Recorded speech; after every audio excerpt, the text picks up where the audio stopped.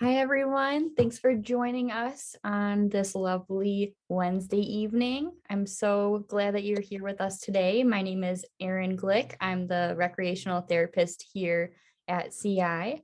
And tonight we're going to be learning about social thinking from the Verona Clinic. So I'm so excited that we're here to learn, and hopefully we can take some wonderful information that we can use in our kiddos' lives every day. So just as a friendly reminder, these presentations are going to be recorded, so you're more than welcome to keep your camera on, but if you would like, you can also turn it off. We just ask that you put your microphone on mute, and then if you have any questions at the end of the session, you can feel free to ask those at the end. And with that, I can give the little virtual microphone over to the Verona Clinic, and we can start to learn about social thinking. And we're going to start off just introducing ourselves. My name is Bonnie, and I am a speech language therapist at the Verona Clinic. Hi guys, I am Courtney and I am also a speech language therapist at Verona. Hi, my name is Gabby and I'm also a speech therapist at Verona. I'm Shannon and I am an occupational therapist at the Verona Clinic. Great, well, thank you so much for joining us tonight. As Erin said, we're going to be thinking about social thinking tonight. So we'll just kind of dive more into what that looks like and how we can apply that to all kiddos. Michelle Garcia Winner is the publisher of the social thinking curriculum. And so she has a quote that really just encapsulates kind of her thoughts behind social thinking and how we can use that. So it says, how we think about people affects how we behave, which in turn affects how others respond to us, which in turn affects how our internal or emotional, internal and external responses. It's an incredibly and complex process that most of us take for granted. So like it states in that, we are just breaking down all the components of social interactions, and there are just so many different layers to that. So that's why she created this curriculum that we then use in speech and in OT and elements of PT too, to just simplify these processes so it's easier for kiddos to understand and in turn can help social relationships. So as an overview, the social thinking curriculum was developed by Michelle Garcia Winner, and it teaches concrete ways of how the social world works. So and social thinking is just what we do when we share space with others, when we interact with others, or when we observe others in daily activities. So the main goals are helping children starting at age 4 all the way through like adults, just to improve the social competencies. So we're looking at self-regulation, social emotional learning, executive functioning, perspective taking, and social problem solving. So those are the areas that we really want to focus on. And it helps people understand themselves and others to better navigate the social world, foster relationships, and improve performance at school and at home and with friends. And the steps kind of the social interaction that we look at using this curriculum are like social interpretation. So looking at a social situation and it's like, what am I thinking? What is my social partner thinking? What are people around thinking? And then the context of that too. So the environment that they're in, whether it's at school, in the classroom, on the playground, in the lunchroom, in the hallway, at home, when it's just mom and dad, or when we have other families over. Also looking at the initiation. So who is starting that communication interaction and what does it look like to continue that? And then just kind of like our reactions and our emotional responses to that, and then what others might be as well. And then we also want to touch on neurodiversity too. So neurodiversity is celebrating unique strengths and gifts of those whose brains work differently. So just yeah, social thinking is not an attempt to fix or cure people at all. It's just it's coming alongside people and teaching them social skills, and then it's up to them to decide if they're going to use it or not. And that's a personal decision. But we want to equip everyone with all the information and all the tools that they can use to make their own decisions in social relationships. And so it's not about controlling, it's just about building that knowledge and supporting that. And this curriculum is great for neurodivergent and neurotypical individuals. So all can benefit from that, just kind of understanding how social interactions work. And the social thinking terminology, there are some pretty major components of it that are just listed right here. So expected, unexpected, size of the problem, whole body listening, body in the group, thinking with your eyes, smart guesses, social behavior mapping, and then just as a whole, social thinking and regulation and how that ties together. So we are going to dive into each of those specific terminology in the remaining slides.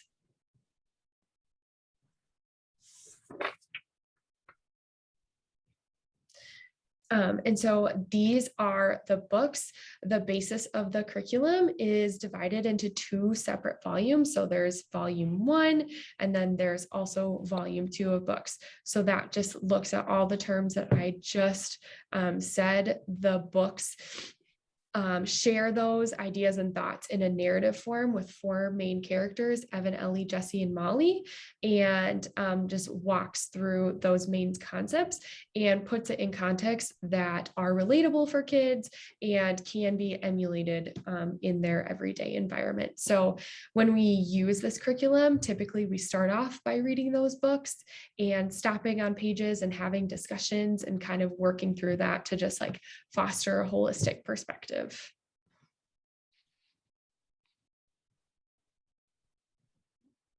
Okay, so the first book in the social thinking curriculum focuses on thoughts and feelings, represented as thought bubbles and talking bubbles. And this book describes our brain as our thought maker, which and defines thought as an idea, picture, or word that we have in our brains. To help us think about our thoughts, the book suggests using words like think and know with our children. The book then describes our heart as our feeling keeper and defines a feeling as something we feel in our body. To help us talk about feelings, the book recommends using emotion words frequently with your children, like happy, sad, mad, and scared. And in the book, thoughts and feelings both appear in the characters' thought bubbles, like the ones you see to the right of the slide here, the bottom right side there. And throughout the book, the characters' thoughts often impact what they say in their talking bubbles, teaching that there is a direct correlation between the two. And so if you would like to target this at home with your children, you can start by raising awareness of your child's thoughts by drawing attention to examples that are big and exaggerated. So if your child sees you do something unexpected, like silly or out of the ordinary, the book suggests taking time to verbally label it. So for example, you could put shoes on your hands when you're getting ready and say, oh, you're having a thought. I'm putting shoes on my hands. That's silly. You're having a thought about me.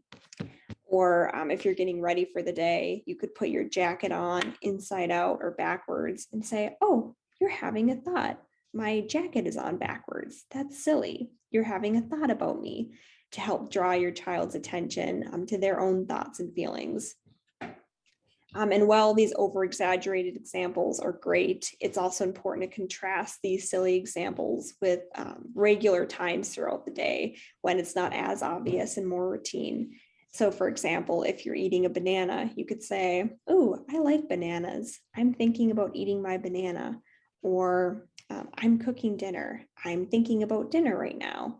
Things like that, to again just draw your child's attention to their own thoughts and feelings and make them aware that they have thoughts. All right, the second book in the social thinking curriculum focuses on the group plan, which is simply defined as a plan set by a group of people. And a group of people could be as small as 2 people, like just you and your child, or it could be larger, like your family, or even larger than that, so on. A group plan could be very simple, such as a plan to play a certain game, a plan made to clean up the kitchen, a plan made to go into the car and go to school, and so on. Now, in this book, the group plan is contrasted with a child having their own plan, which is when a child follows their own idea that is not set by the group. The book stresses that when we follow our own plan, we aren't thinking about others, and therefore our group goal cannot be accomplished. So yeah, to the right there, you can see 2 different graphics that's used frequently in the book. The top one is the group plan, where everyone's on the same page, has the same idea and plan. And the bottom one is when the child has their own plan, they're off doing their own thing and not working together with the group. So if you'd like to target this group plan concept at home, you can start by talking about your plan with your children. Could be as simple as, my plan is to help set the dinner table. We're getting ready for dinner. Or I'm thinking of a plan to get ready for school. I'm getting my backpack and shoes, things like that. So again, a group plan is just when everyone's on the same page and working towards the same goal. Another idea is that when your family is following the group plan, you can point this out verbally and say how it makes you feel. So for example, we're all getting our coats to go to the store. That makes me feel really happy. Then on the other hand, when your child is doing something unexpected and not following the group plan, like the bottom visual there, when they're off doing their own thing, you can let that be known as well. So for example, the group plan is to get ready for school. I see that you're following your own plan right now by playing on your iPad. Let's follow our group plan and get ready for school so we can get to school on time and we'll all be happy.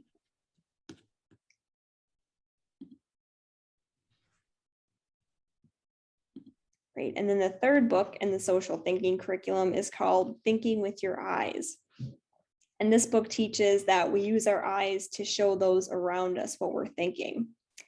This book commonly uses the phrase, eyes are like arrows, which means our eyes point to what we're looking at and therefore thinking about.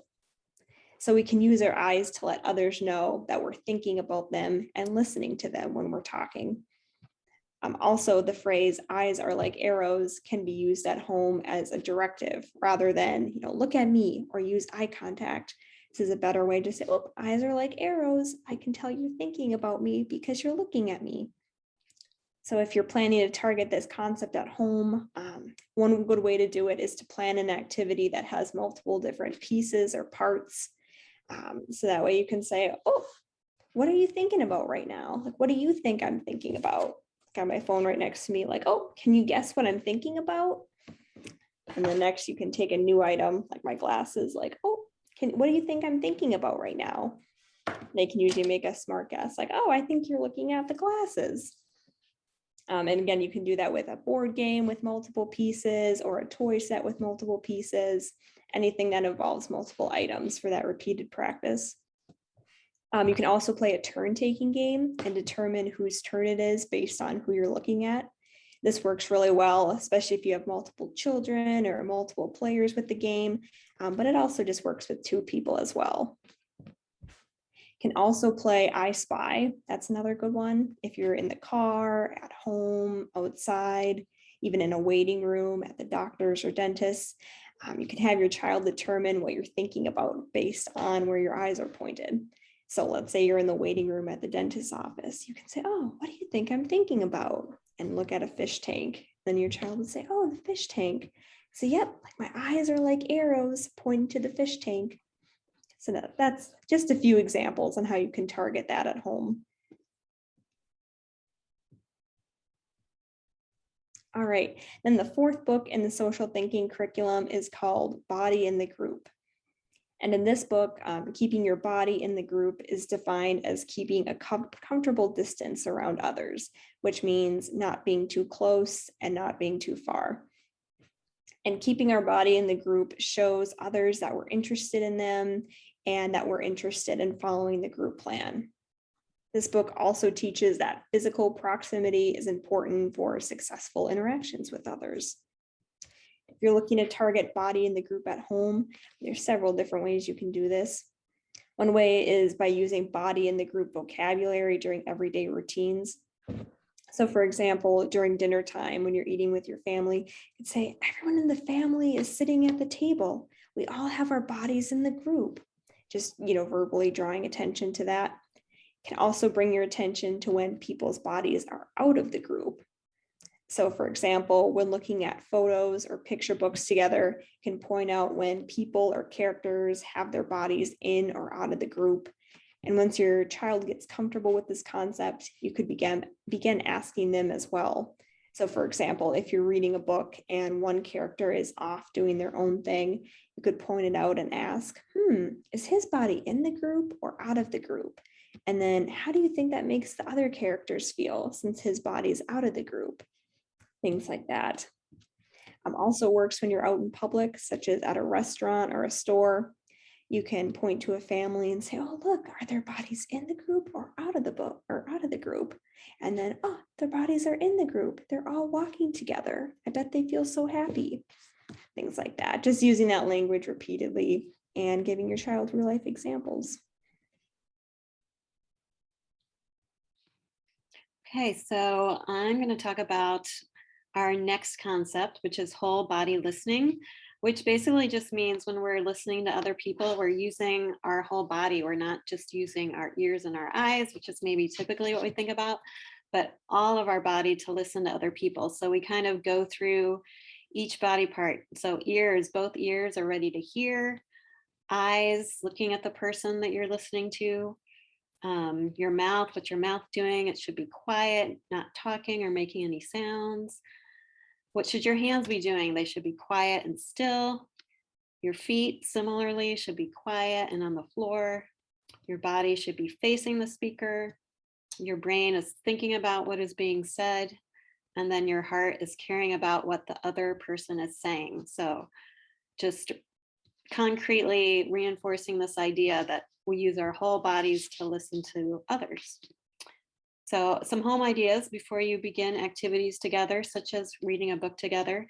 You could use language to remind your child that to turn on his or her listening body, kind of one body part at a time, like it's time to listen with our eyes. That means you turn your eyes toward me. Or it's time to listen with your mouth. That means your mouth is quiet and not talking right now. So it just kind of breaks it down really concretely as far as some of those listening skills. So another big concept with social thinking is this idea of expected and unexpected behaviors. So unexpected behaviors, those would be the things that we do and say that give people good thoughts about us and make them feel good. And then unexpected behaviors are things we do and say that give people uncomfortable or odd thoughts about us and make them feel awkward, mad, or bad. So kind of the idea is that when we behave a certain way, that has an impact on how others feel about us. And some of the underlying components when identifying these behaviors, first, identifying behavior, whether it's an expected behavior or an unexpected behavior.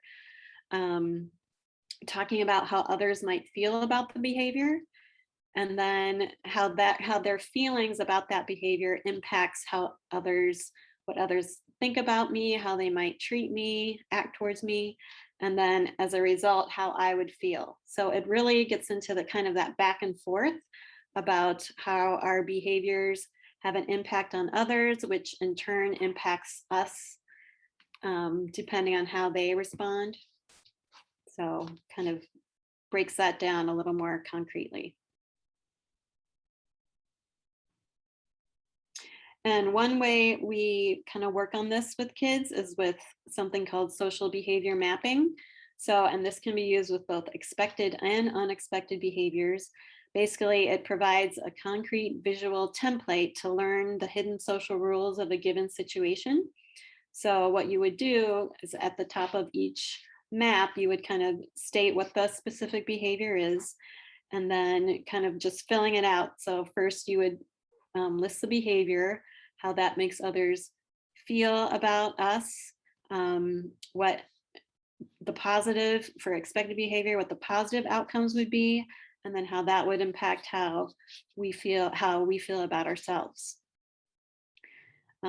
So basically it increases in an individual's social awareness or social attention to situations.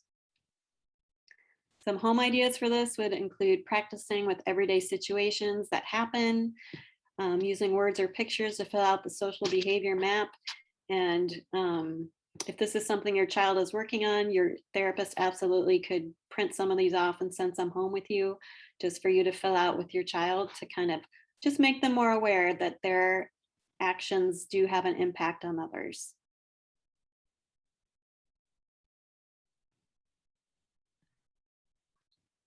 So when we are around other people, we're involved in problem solving as a means to figure out how to act, what to say, and how to keep ourselves and others feeling comfortable together.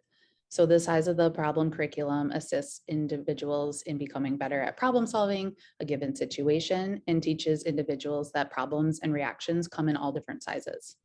So this curriculum learns about the following sizes, goes over small problems, which take a little amount of time to make better. Often children can solve these problems by themselves or with another person, like another peer or friend. Medium problems take a little bit longer of amount of time to make better. More people will be necessary to solve and may benefit from asking an adult, such as a parent or teacher, for help solving these problems.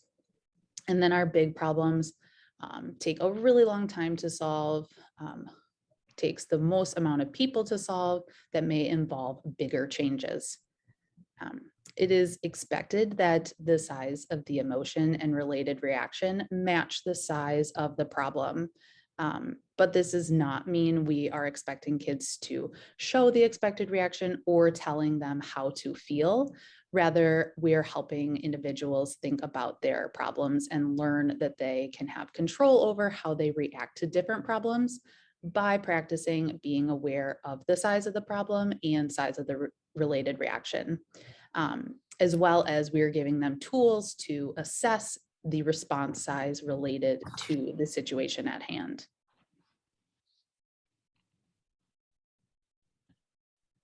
So highlight at home, what you can do to practice kind of going through the size of the problem is highlighting challenging situations, situations that happen at home or at school or in the community, and break those down out loud with your child. This can be done for problems you experience as adults, which shows children that you are also constantly being challenged by problems of all sizes, as well as problems your child faces. So when breaking down different problems and challenges, these are some helpful things to highlight as you discuss. So talking about what happened, identifying the size of the problem, and identifying how you felt about it, pairing with that emotion, ideas for solving the problem or making it better, what you did to solve that problem or attempted to solve that problem, and how you felt afterward. Additionally, reinforcing when you observe your child engaging in problem solving or demonstrating equal reaction size to the problem size.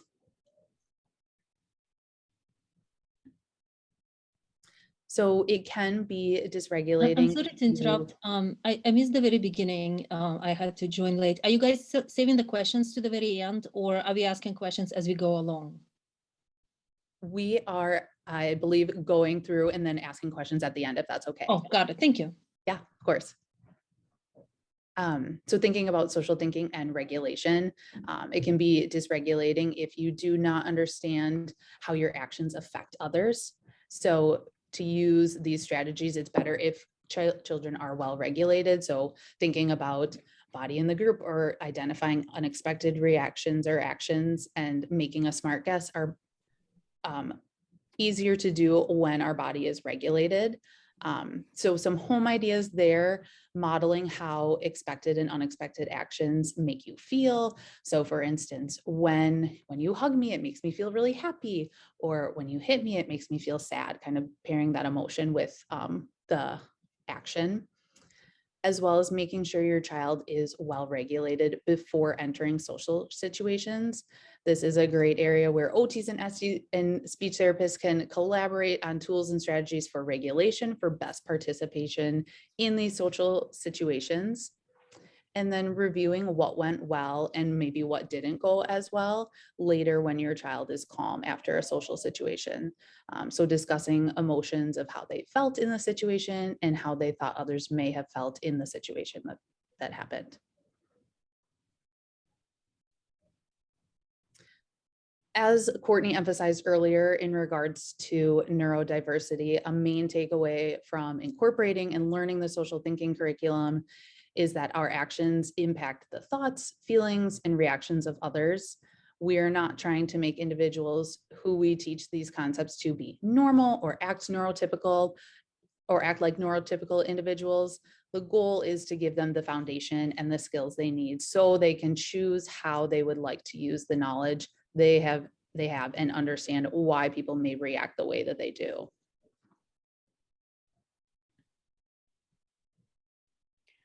So one question that comes up sometimes is who will benefit from the social thinking curriculum?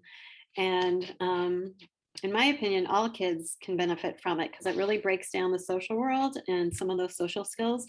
But more specifically, it can really support clients with emotional regulation, as Shannon was just talking about, with perspective taking, learning how to think about other people and what they're thinking, what they're feeling, self-advocacy. So teaching kids how to stand up for themselves and express their wants and needs.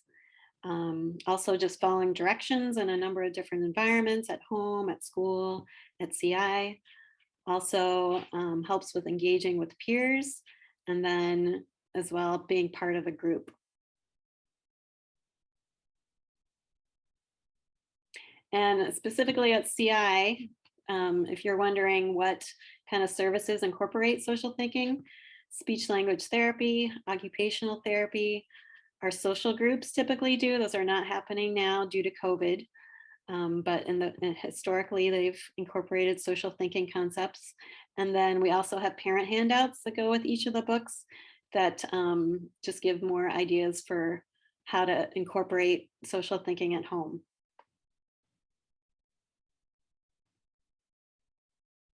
And then finally, here's some resources in case you want to find out more. The Social Thinking website is a great resource. Lots of articles, products, training, services.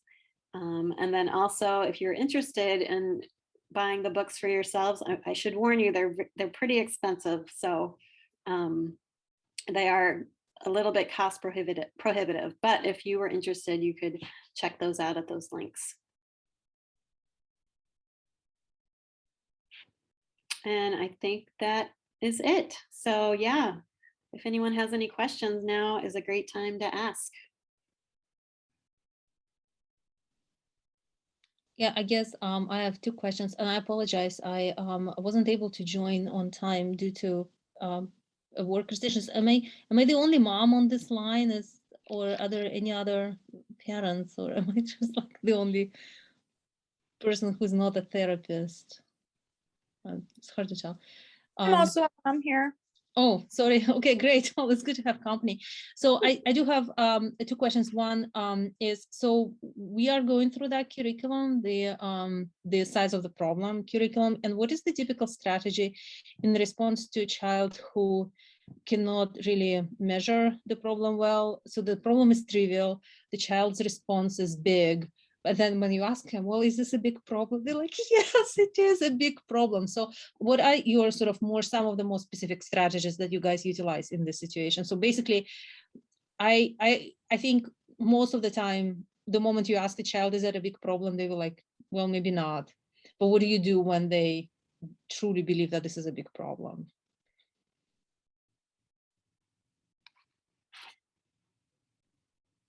I can jump in. I would say in that situation of describing more, because the premise of this curriculum is like perspective taking. So if your child would listen to like your perspective on it, and you're like, I'm thinking that it's a small problem because it only takes 2 minutes to fix it, or you can fix it, or I can help a little bit, but we're all done. Versus you could say like, but I'm thinking a big problem that we might experience is if our house started on fire, or if our dog ran away, or if like we got in a car accident or something like that, and just giving more examples and just giving your perspective of what you think might be a big problem and what's like a small problem to you. So yeah, I'd say that that's kind of like where I would start with that. And then, yeah, just providing like all of that detail of what your thought process is, and just kind of like talking through everything you're thinking in your head to like share that with your child. And just continually do that. And then even so in moments where, you experience like smaller problems and your child doesn't experience it as a problem, like still sharing that, like, oh, I just came across a small problem today, like the printer ran out of ink, I needed to go fix it, it took me 5 minutes or something. So as much as you can, just like reinforce when you have like little problems that come up in everyday life, or even bigger problems too, of just like sharing that to start that conversation before it's in the heat of a moment of an issue.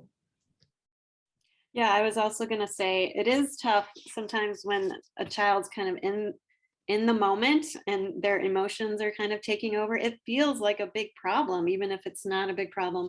So I found it's been helpful with some of my kids of coming back at a later time to talk about the situation when the child is calm and regulated, and to kind of talk about it in hindsight about how big the problem was, and how kind of maybe getting back to maybe a social behavior map, like, well, when you reacted this way, I felt, this is how I felt.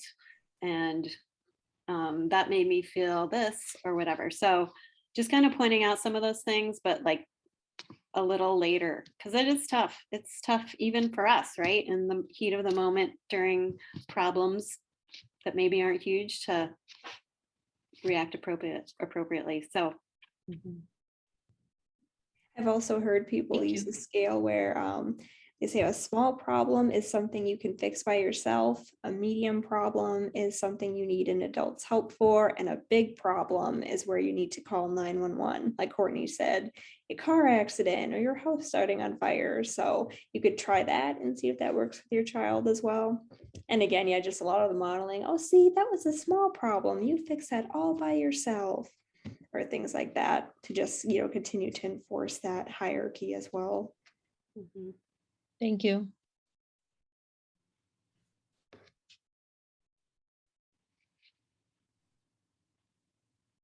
Any other questions?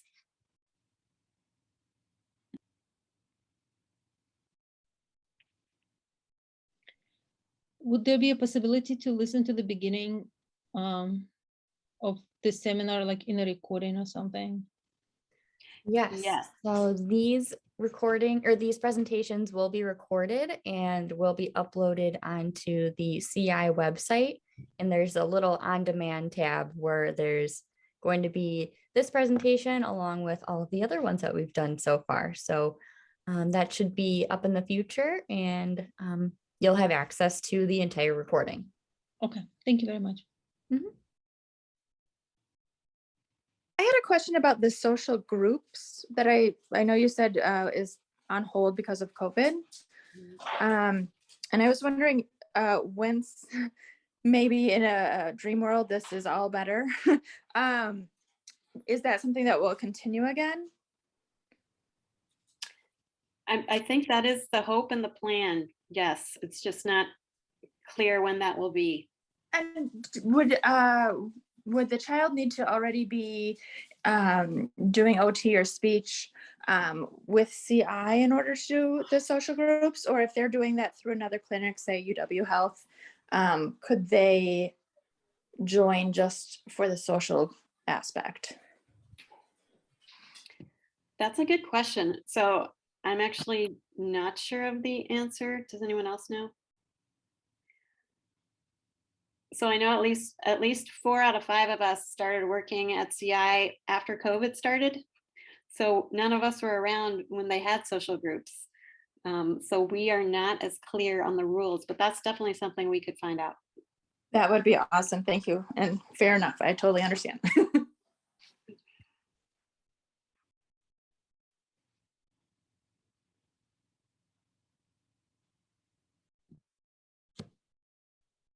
Does anyone else have any other questions?